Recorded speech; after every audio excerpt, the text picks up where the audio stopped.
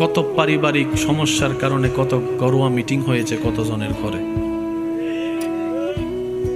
Meeting এর জায়গায় রয়ে গেছে, আগের সম্পর্ক জোড়া কখনো লাগে না।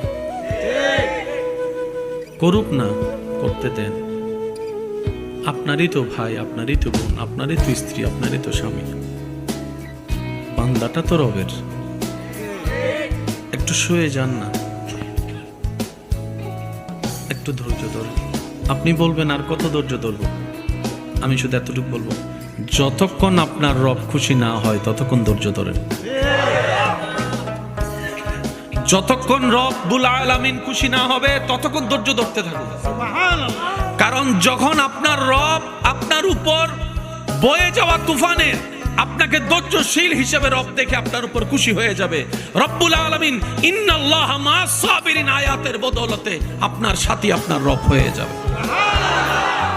আপনাকে যদি রব সাথী বানিয়ে নেয়, বন্ধু বানিয়ে নেয়, কাছে টেনে নেয়, এরকম হাজার দুশমনি তো অনেক ভালো, যে দুশমনির পরে আপনি রবের বন্ধু হবেন।